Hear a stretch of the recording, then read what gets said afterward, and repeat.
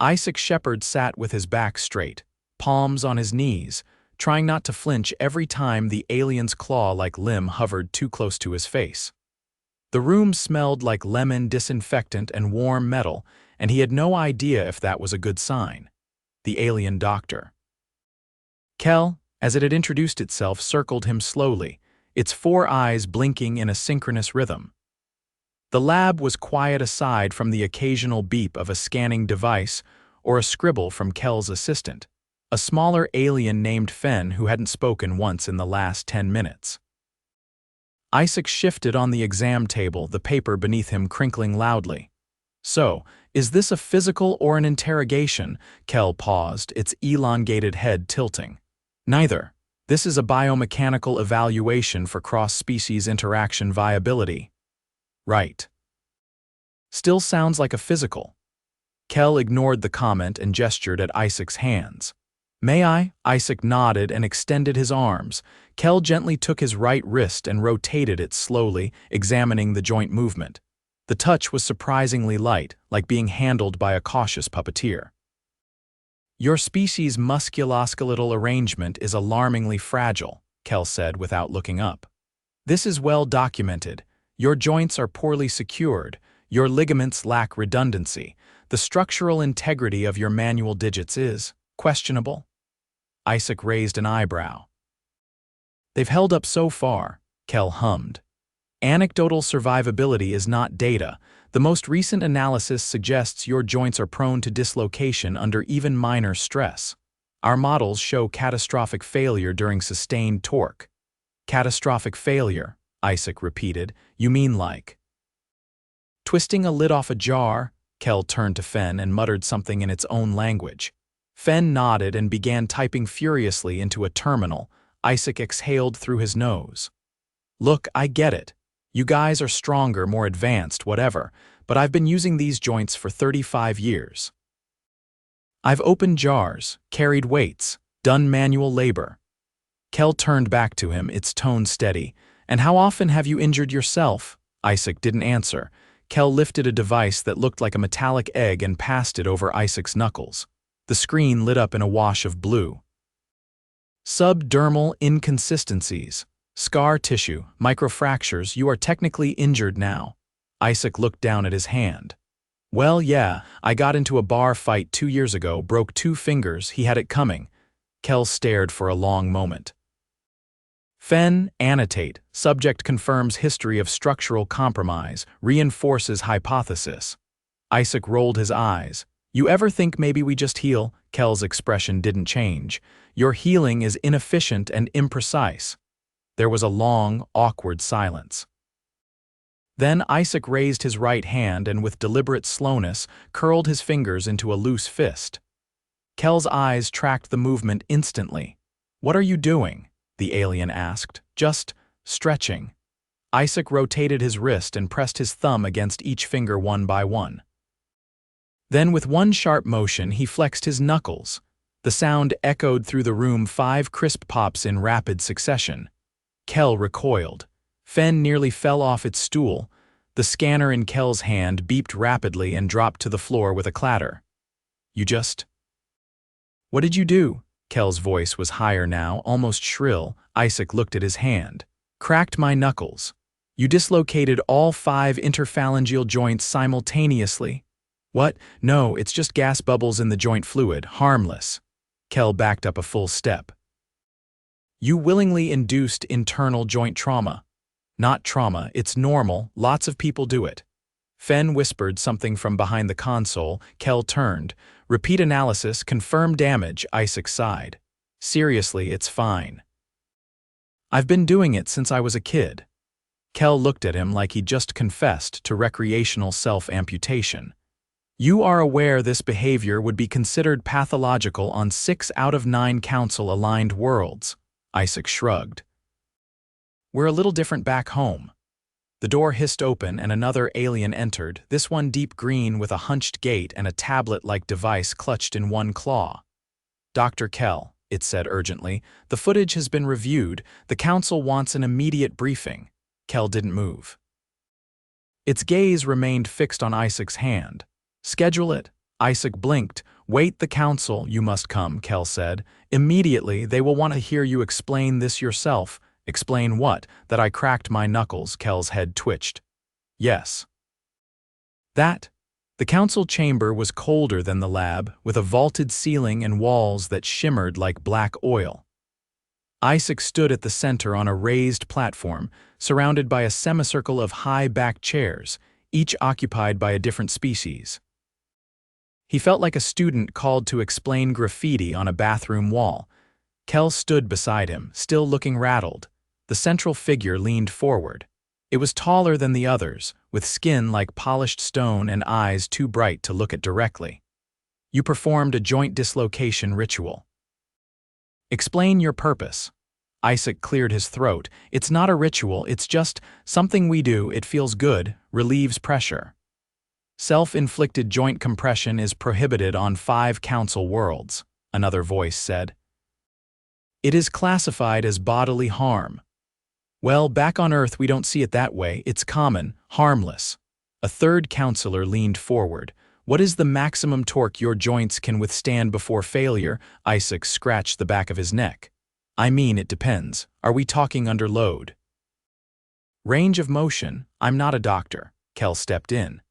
He demonstrated spontaneous multi-joint cavitation with no observable pain response, no swelling, no structural collapse.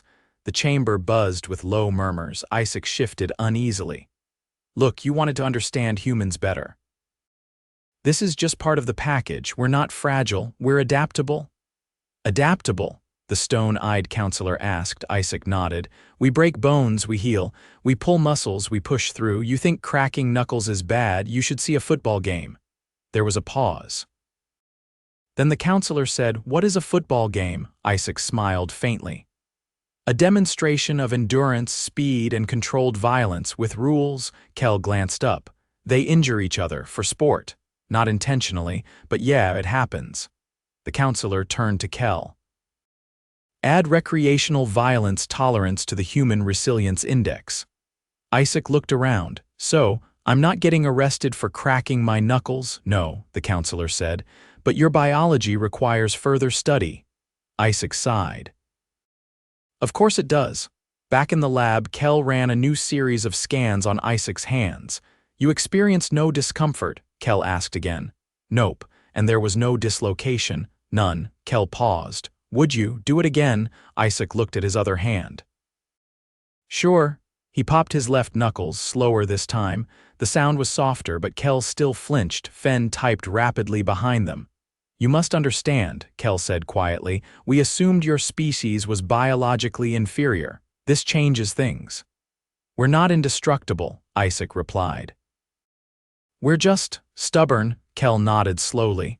"That may be the same thing," Isaac laughed. "You should see what we do when we sprain an ankle." Kel looked genuinely concerned. "What do you do?" "Rapid, elevate it, ice it." "Then if you're a teenager, you probably walk on it anyway." Kel turned to Fenn. "Add reckless rehabilitation practices to cultural profile." Isaac raised a hand. "Hey, we've got doctors, we're not complete savages." Kel tilted its head. "Yet you willingly induce joint pressure events." Isaac stood up from the table. "You keep calling it that, it's not that dramatic.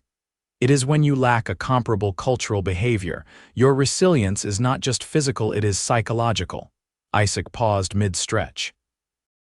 "Is that a compliment?" "It is data." He cracked his neck next, slowly and with a low pop. Kel took a step back, clearly disturbed. Fenn whispered something again. Kel turned. "Yes, I agree, we have much to learn." Isaac grabbed his jacket. "Let me know if you guys ever want to watch a hockey game. That'll really mess with your worldview." Kel nodded slowly. "I believe it already has." The observation deck was quiet except for the occasional hum of recalibrating instruments. A low, bluish glow came from the floor panels, giving everything a faint underwater tint.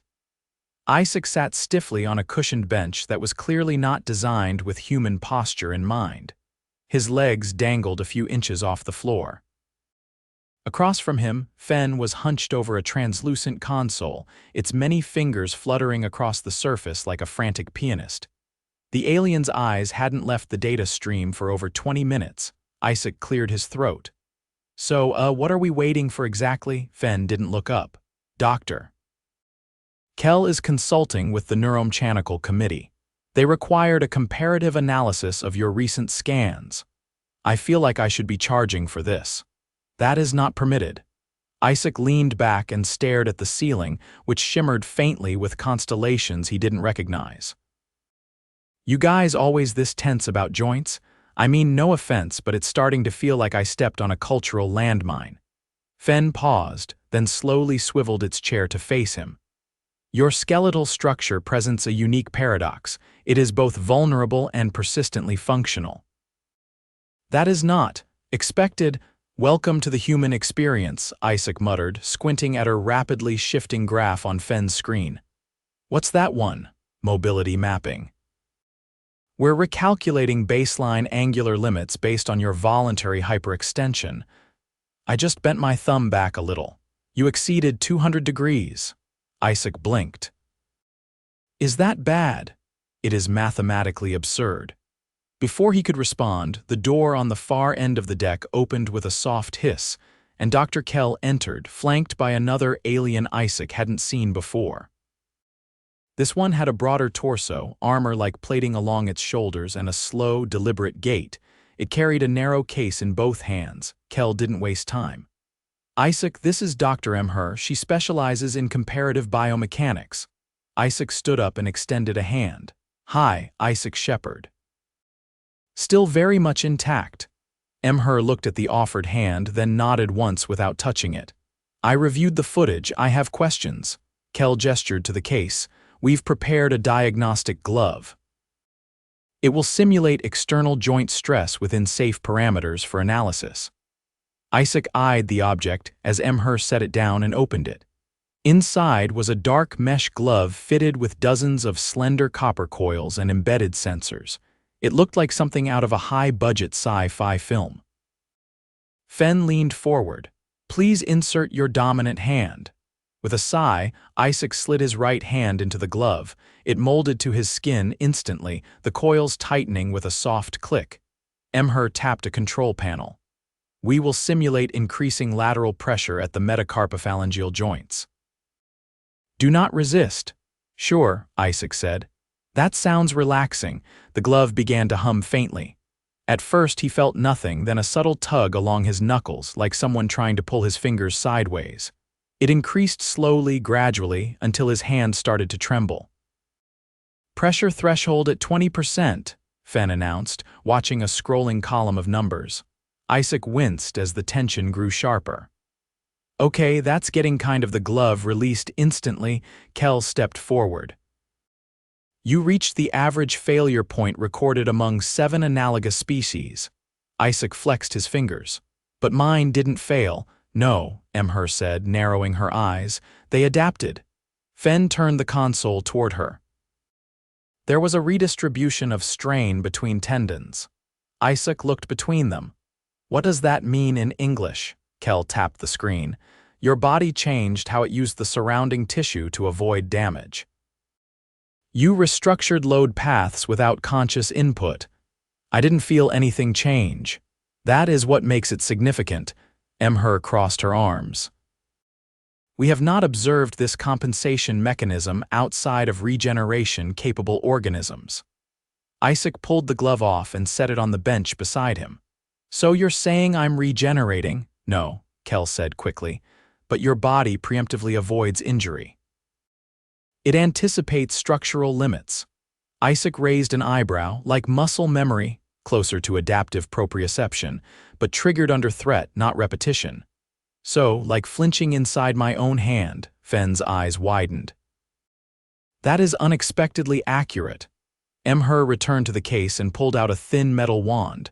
We'd like to test your reaction speed under stress. Isaac stared at the wand. Is that going to hurt? No, Emher said, but you may find it disorienting. She pressed a button and the wand emitted a soft pulse. Isaac felt a sudden, involuntary twitch ripple through his arm. His fingers curled without warning like a puppet on snapped strings. What was that? He asked, shaking his hand out. Kel looked fascinated. A non-invasive neural disruptor. It stimulates reflex arcs. Didn't feel super non-invasive. You still maintained control, Emher said, reviewing a readout. Most species lose fine motor control under that intensity. Isaac rubbed the back of his wrist. You guys ever consider that maybe we're just used to being uncomfortable? Kel turned to Fenn. Prepare a stress response baseline using environmental variables. Fenn blinked. Now, yes, include thermal deviation and acoustic irregularities. Isaac frowned. Hold on, are we doing more tests right now? Kel tilted its head. We require additional data for complete integration into the biological archive. I didn't agree to be archived. Emher looked at him. You're the first human willing to undergo these evaluations. Willing is a strong word. You signed the consent form, Fenn added. I thought it was a visitor log. Kel handed him a small disc. Place this behind your ear. It will monitor your cortical stress markers. Isaac hesitated. This isn't going to beam thoughts into space or anything, is it? No, it merely detects neurotransmitter fluctuations. He pressed the disc behind his ear and it latched on with a soft click. Almost immediately, a low chime sounded from the console. Cortisol spike, Fenn said. Mild. Possibly irritation. Possibly, Isaac said flatly. Kel gestured toward a nearby panel. Please proceed to the adaptive environment chamber. Isaac followed them through a short corridor into a smaller room with curved walls and no visible exits. The floor shifted slightly underfoot, like walking on thick carpet layered over springs. Fenn activated the chamber. A moment later, the lighting changed, colors softening into a dim orange hue.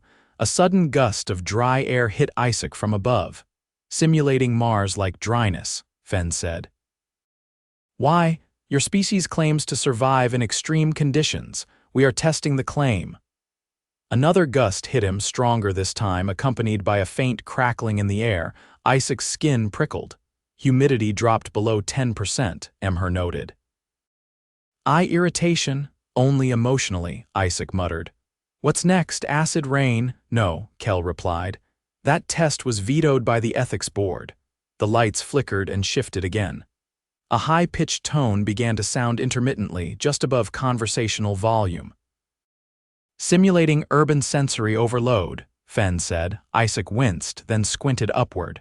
You're recreating city noise, Kel observed him. You are still responding within acceptable thresholds.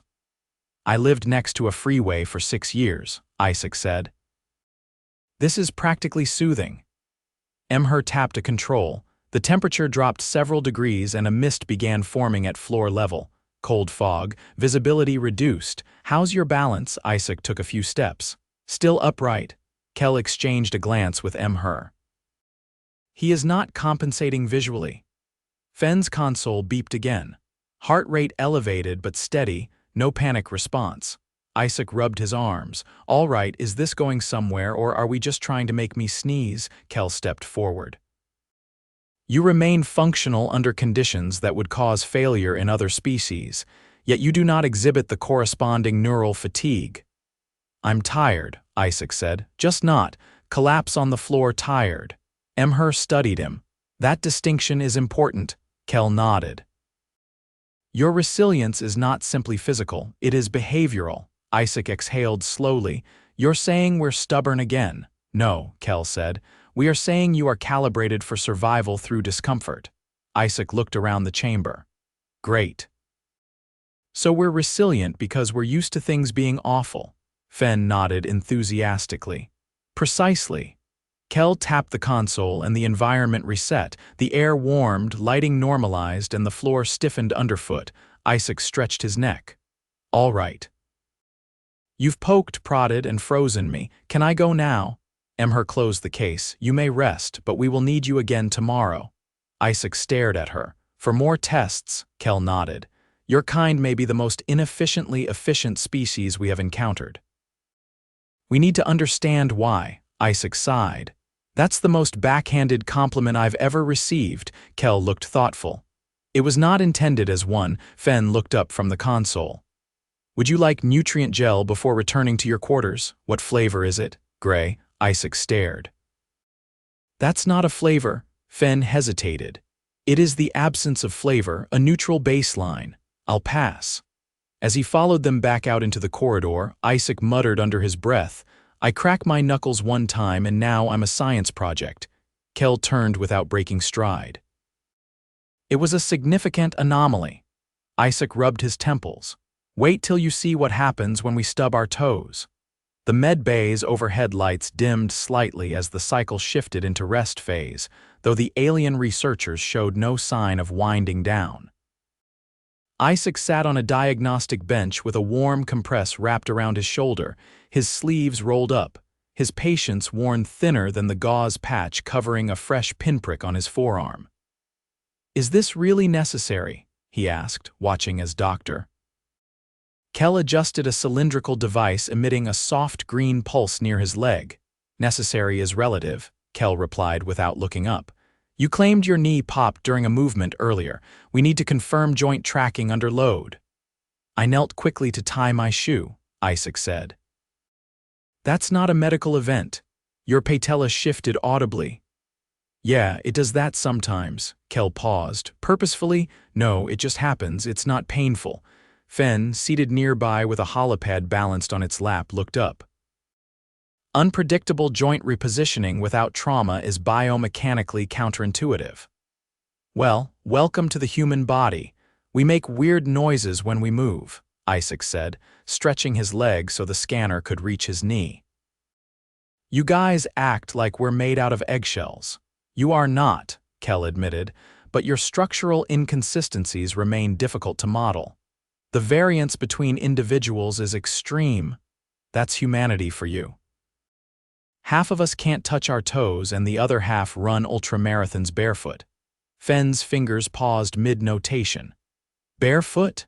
Yeah, it's a thing. People run across deserts and frozen ground without shoes, something about reconnecting with the earth or proving something. I don't know, Kel turned slowly. You willingly damage the dermal layer of your feet over long distances. Sometimes they use tape, Isaac offered. Fenn stared at him. You have footwear, why not use it? Because some people think pain builds character. Kel leaned back from the knee scanner.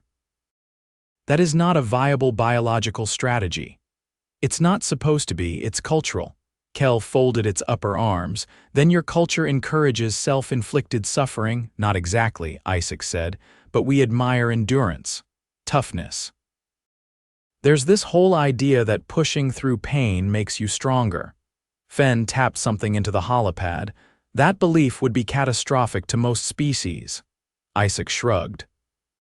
It's not always smart, but it's deeply human. Kel stepped away from the table and retrieved a set of transparencies from a data bin. We need to test your gait under misalignment stress. Please walk to the far side of the room. You want me to walk funny? No. We want to observe if your body corrects naturally. Isaac stood and began walking across the smooth floor. Halfway there, he exaggerated a limp. Kel's eyes widened. Was that voluntary compensation? Yeah, I was messing with you, Isaac said, straightening up. Feels like I'm in a high school phys ed class. Fenn looked confused. What is phys ed? Mandatory exercise at inconvenient hours, usually supervised by someone who thinks yelling builds discipline. Kel exchanged a glance with Fenn. Your species structures physical development around artificial adversity. Isaac nodded. Pretty much. Fenn looked at the scanner readout. His knee is completely realigned, no inflammation, no instability. Kel turned back to Isaac. How long ago did you last injure that knee? About 12 years. Slipped on ice, tore a ligament, had surgery, did rehab. It's been solid since. Fenn blinked. You underwent corrective surgery and returned to baseline function. Not just baseline, I hike, I run. It clicks sometimes, but that's normal. Kel gestured for him to sit again.